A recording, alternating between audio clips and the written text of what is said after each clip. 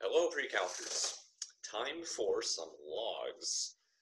I really hope you watched the introduction video because, well, that log commercial really hit the spot. Anyway, so 5.1 Introduction to Logarithms. So this is another fantastic unit where you get to learn all sorts of stuff, and you're going to sit there and scratch your head and go, why are we learning this? But I promise you, logarithms are actually really useful and interesting.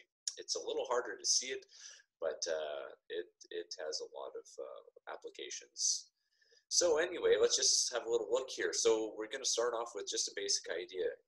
Inverses in math. Okay, adding and subtracting undo each other, multiplying and dividing, squaring, square rooting. Now the thing we've really been focusing on in the last unit here was exponentiating. And yes, that's a word. So if you want to raise something to the power of something else and you want to undo that, the way you're going to do it is with a logarithm. So the logarithm is the thing that undoes exponentials.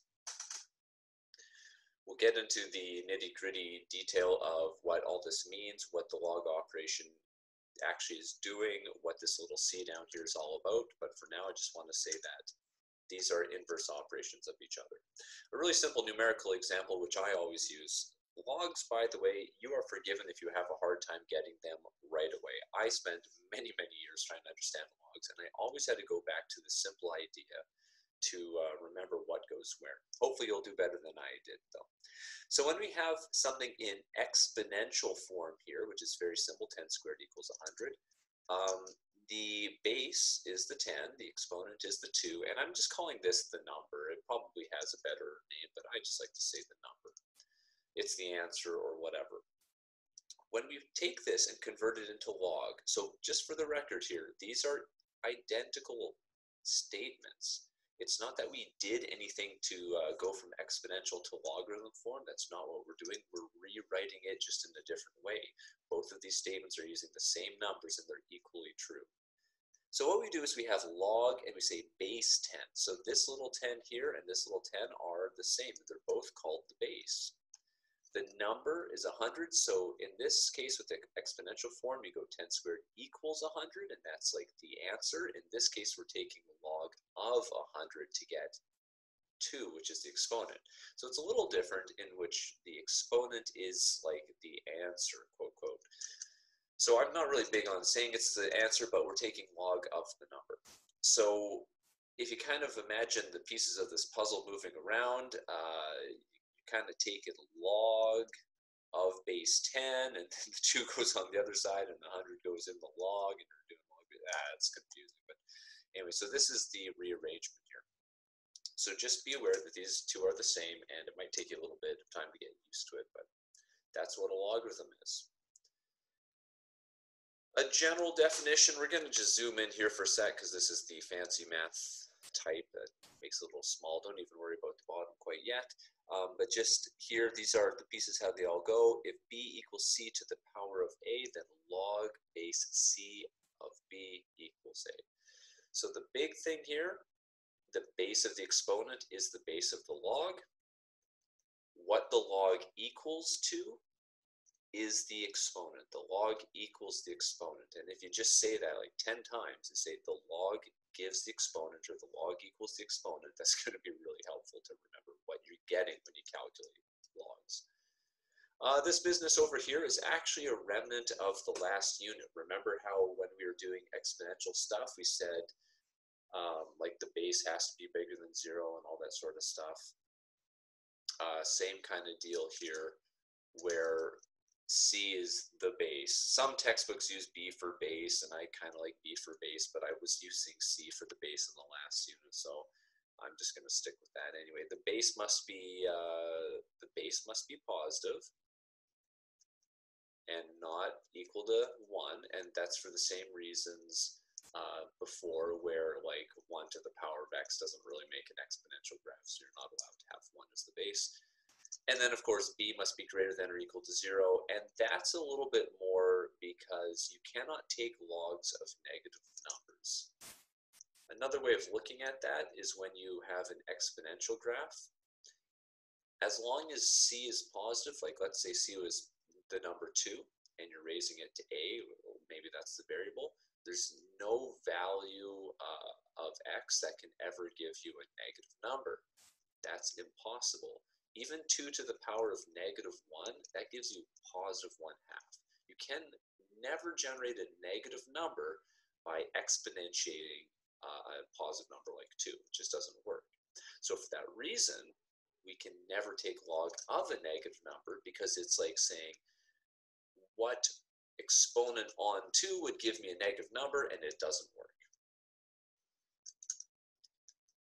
More on that later, but just try and get that one simmering in your brain.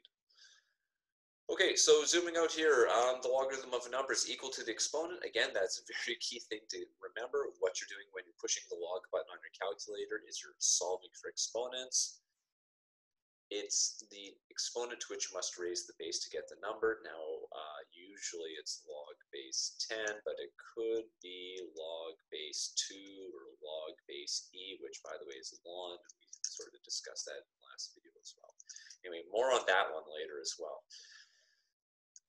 And the big reason why we're doing this is logarithms are the way we solve for exponents. Okay, so logarithms are equal to exponents. Logarithms are used for solving exponents in equations. So we'll do a whole bunch of stuff. One of the big applications, and we're not going to get into that today, but one of the big applications is in the last unit, if we had something like this, we had to solve an exponential equation, and we would therefore put them in the same base and say x is equal to 2. We're now going to look at an equation like this, which I think we had something similar, and we were unable to solve this. How the heck do you solve this? This is where logs are going to help us out. But we need to know some properties of logs and some other rules to be able to use it effectively. And again, more on that later. Okay, so just a little bit of practice here with logarithmic form. So express in logarithmic form, that's where we're going to take this. We're going to put it in form log something, something, something. So what I always do here is I always write log, and then I think the easiest one for me is what's the base? The base of the exponent right here is 3. So the base of the exponent is 3, which means the base of the log is 3. Then I do this thing where I think to myself, okay, so logs are equal to the exponent. So log of something is going to give me the exponent. Well, I can see the exponent here is 4. So log base 3 of something gives me an exponent equal to 4.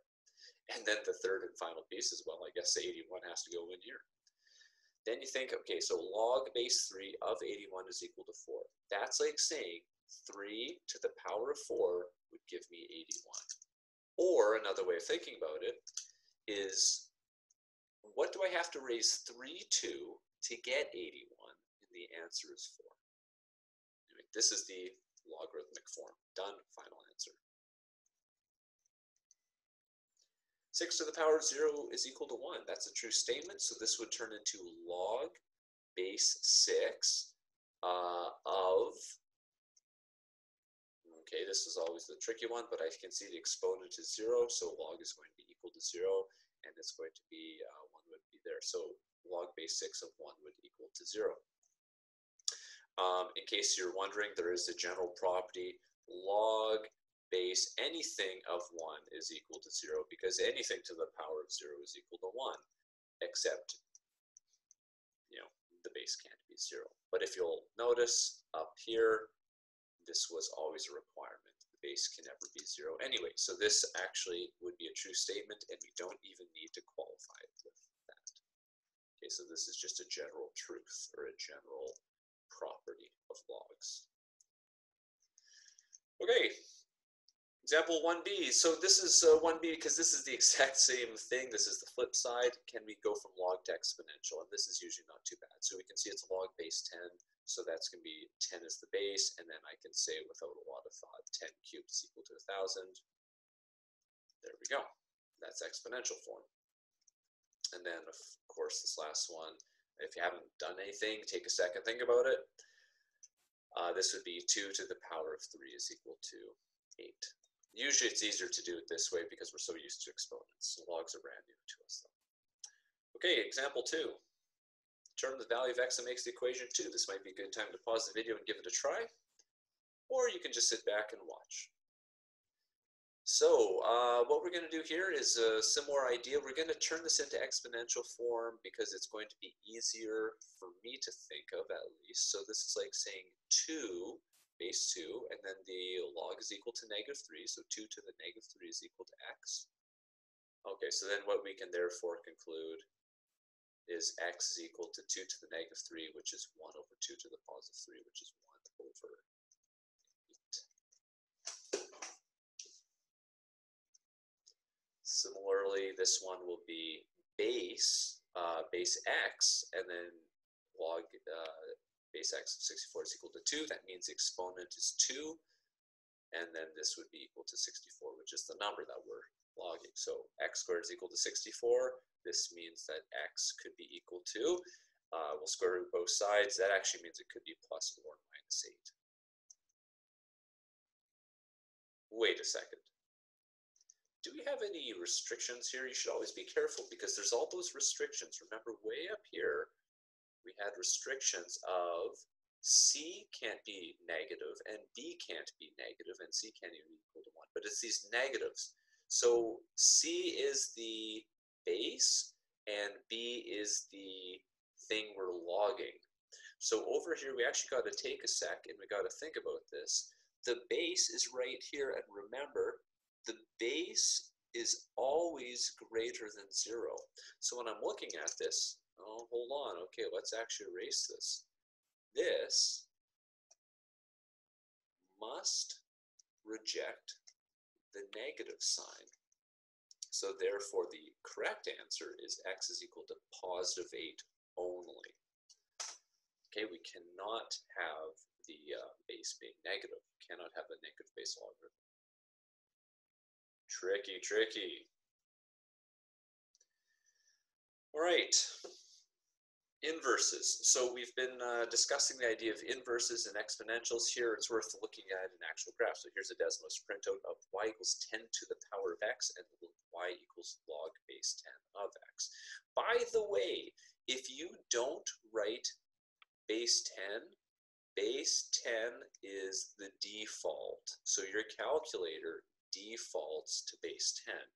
It's like when I say the square root of 4, I could write a little 2 here, but we understand it's there. If I say log of 100, we understand that it's log base 10 unless written otherwise. So just be aware of that. I put the base 10 in here to make it clear, but that is something that's always going to be something you have to consider.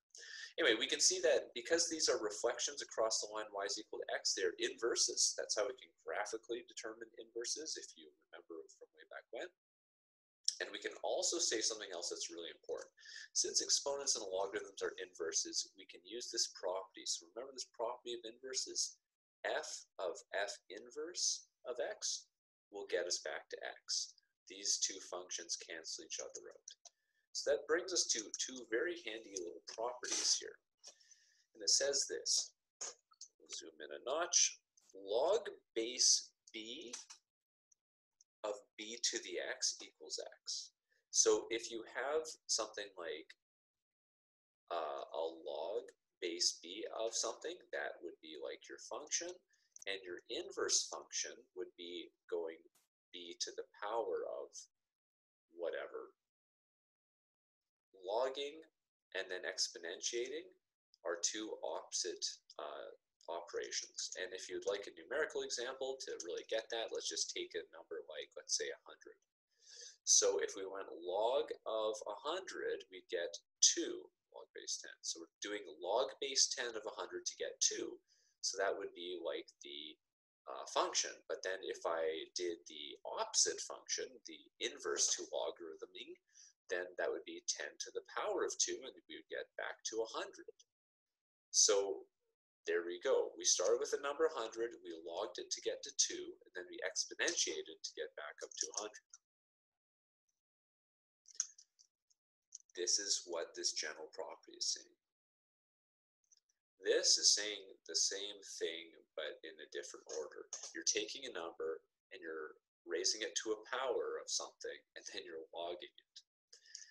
These can be a little weird at first. Take a second, really, soak this in.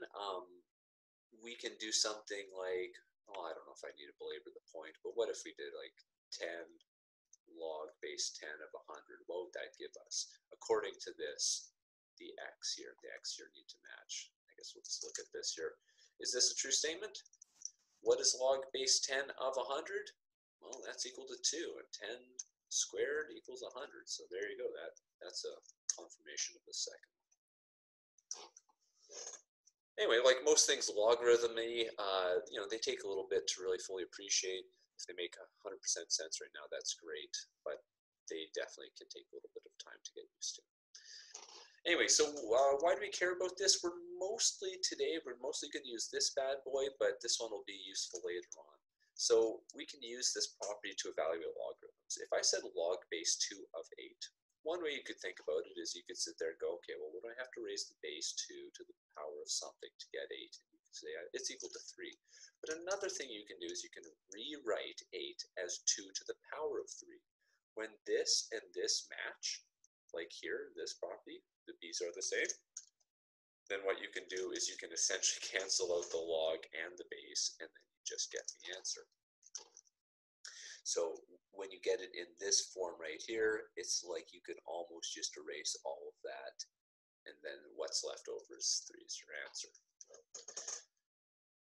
All right, let's see this in action. So evaluate the following logarithms. And of course, there's so many different ways you could do this.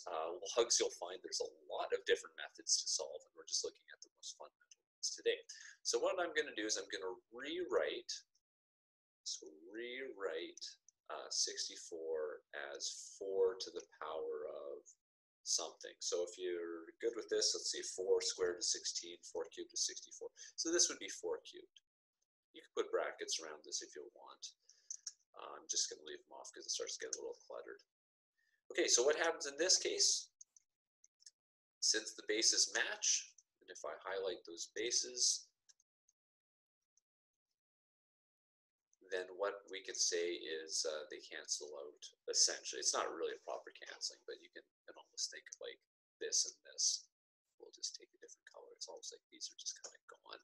And then that's the answer right there.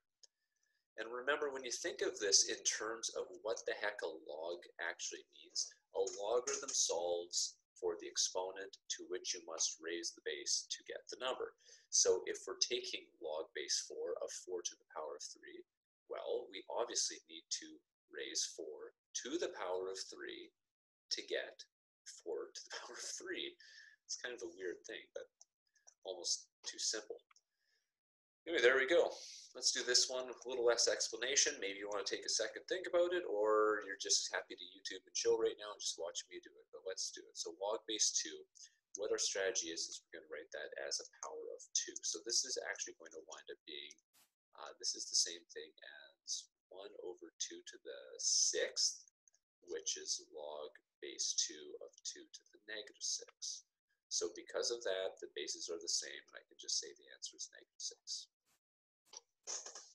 Now, if you're sitting there going, I'd love to check this on my calculator, you're going to need to learn something in order to do that, but I will show you. Desmos actually can do this. If you go to functions, I think in miscellaneous, there we go. It's got a log, and it has the ability to type something in. So if you put a little tiny 4 down there, and you put a 64, the answer is 3. So you can actually enter your own base. Some calculators have the ability to do that. A lot of old-fashioned ones don't, and even some new-fashioned ones don't have that ability to enter the base. You might consider looking for a button on your calculator that kind of looks like this, though. That could be the any base button. Anyway, we're trying to do this without a calculator for now, but it's nice to be able to check your work. See if you can find that. Okay, this one's a little trickier. Log base 8 of 2 times the cube root of 2. So there's actually a way you can even modify this to turn this into 2 cubed and then think about that. But I personally feel like that's a little bit trickier, and I'd rather not do that. And as I mentioned, there's a ton of properties and logs and stuff like that, but we're not going to worry about those right now. It's too hard to remember all of them. And if you're old like me, you're well, if you're old like me, you probably should have graduated already, but your memory might be going too. Okay, so we're going to rewrite this first as, what is this? Okay, so this is 2 multiplied by 2 to the 1 over 3. So I'm going to do a little common denominator thing. So this is actually equal to 2 to the power of, when you multiply, you got to add them up. So 2 to the power of 4 over 3. Okay, that's still not really helpful. I need to get this in terms of an 8, so I'm going to write log base 8. I'm going to write 2, oh boy, okay, so let's think about this. What is 2 in terms of 8? So 8 would be 2 cubed, or I could say 2 is equal to the cube root of 8, or I could say 2 is equal to 8 to the power of 1/3. So it's a little trickier. Like usually when you're rewriting a small base as a bigger number, it's easier. When you're writing a big base as a smaller number, it's a little trickier. So anyway, okay, so what I'm going to sub in here for 2 is going to be 8 to the 1/3. And then, of course, the power of 4 over 3 on the outside stays put. Hidden within the log unit is a lot of operations here with exponents. Okay, so I think I did all that correctly. So once I've got them both in the same base, and it takes a little bit of work and a little bit of thinking, but I think we've got it, then the answer will be 4 over 9. All right, last one here. This one is actually pretty easy. This one is, the bases already match, so the answer is very simple. What's exponent up there? It's 1, ta-da. And this brings me to another property of logarithms.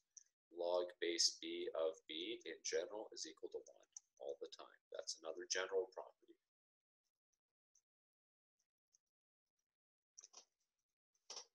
Cool.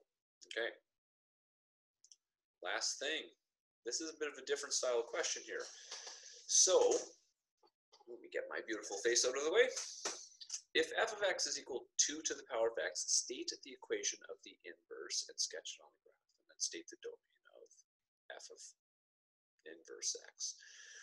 Okay, so what we would do here is there's 2 things we could do. We could, first of all, we could just go ahead and say, well, I know because I was just paying attention that the inverse of an exponential is a logarithmic function, but I'd actually like to do this in a little bit more of a rigorous way, and it's going to use one of our properties here. So we're going to solve for the inverse the way we always have. You're going to write y is equal to 2 to the x. Then we're going to switch to the inverse by switching x and y. Okay, now here's the thing. So you've got x is equal to 2 to the power of y, and we need to rearrange this to get y equals blah, blah, blah. So the way we're going to do this, one way you could take this approach is you could take this thing, which is in exponential form, and you could simply rearrange to logarithmic form. And that's a perfectly valid way of doing things. So this can convert into, so now we just got to do that thing. Okay, so I got to think about how these pieces work. Okay, so we know that, okay, 10 to the squared, 10 squared is equal to 100, and that converts to log base 10 of 100 equals 2. Okay, so if we have x equals 2 to the y, it's kind of like, it's like this is 2 to the y equals x. So how is this going to convert? Log base. Okay, so 2 would be the base. Y would be the exponent, so that's what it's equal to, and we'd have an x just goes in there. Okay, so we'd actually go through that thought process and we'd say y equals log base 2 of x. And that's totally fine, and that's one way to do it. Another way of doing it, which you may consider, and I'm just going to show it down here, an alternative method, alternatively, to get y out of the exponent, we're going to use the property here where we can actually do whatever we want to both sides of the equation. We're actually going to log both sides, and this is something that's going to be used quite often in this unit, so I'm going to show you how this works. We're going to start with x equals 2 to the power of y. And then we're actually going to take log base 2 of both sides.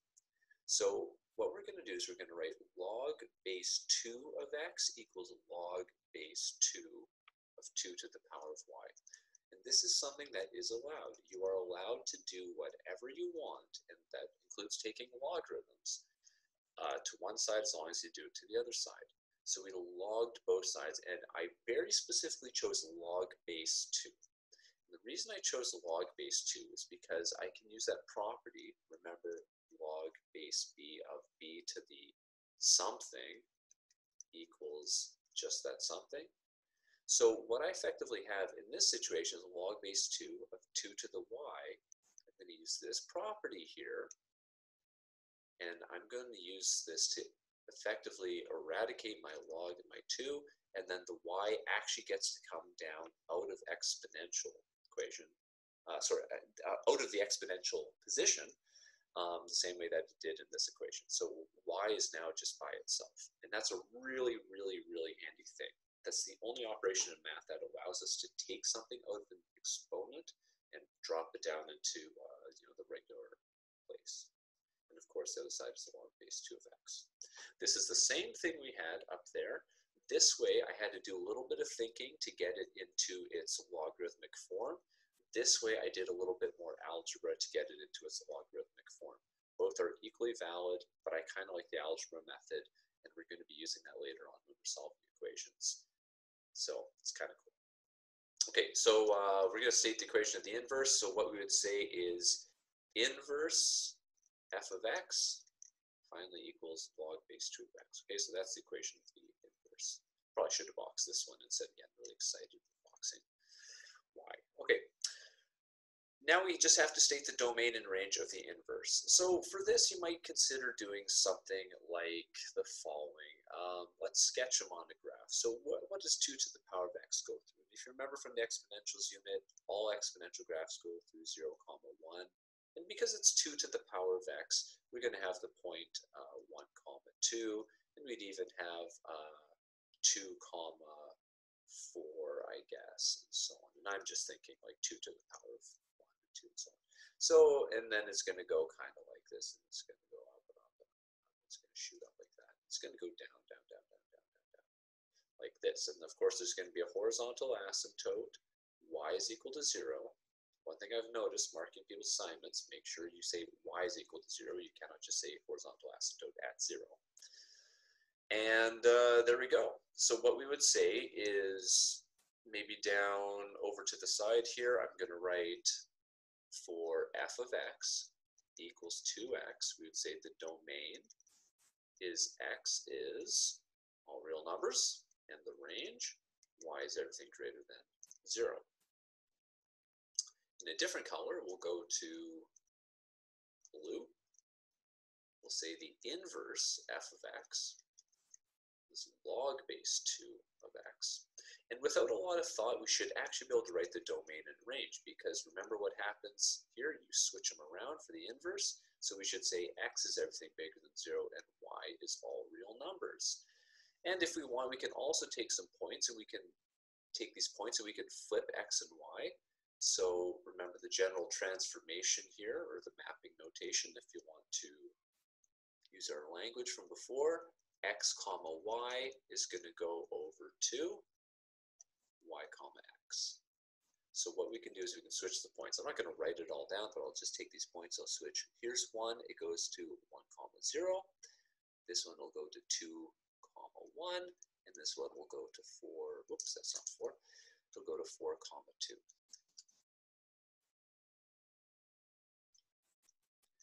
The horizontal asymptote, we had horizontal asymptote, y equals 0. Well, guess what that's going to turn into? That is going to turn into a vertical asymptote, x is equal to 0. And what we can see here is we're going to have a graph that goes through these points, and it's going to go off like that, and it's going to go, and it's going to go down, down, down, down, down. And you're going to have a vertical asymptote at x is equal to 0. You could draw it in, but it's hard to draw it in over the solid line. All right, so that's the idea. Now we're going to talk more about graphs later on, but you definitely must understand that basic log graphs do go through some key points. This one here, I'm just going to highlight. This is a very important key point. All log graphs go through that unless there's some transformations going through. So this here, all log base b of x graphs go, all log base b goes through 1, 0. And they all go down to negative infinity, which means that if you take, like, let's say a log of 0.000001, then that's going to go all the way to like negative infinity. We cannot take a log of 0, that is undefined, and we cannot take a log of negative, again, that's undefined. So just be aware of those little things going forward. And the general shape of the log is it does really flatten out. Like this will kind of just like level off. And it won't be an asymptote. It will keep going up and up and up, but it won't go up very fast. Like log of 1,000,000, that's actually only equal to 6, assuming it's log base 10. What's log base 2 of 1,000,000? I have no freaking clue. What power do I need to raise 2 to get to 1,000,000? Okay, anyway, that's it. That's the lesson. Hope you enjoyed your introduction to logs. See you next time.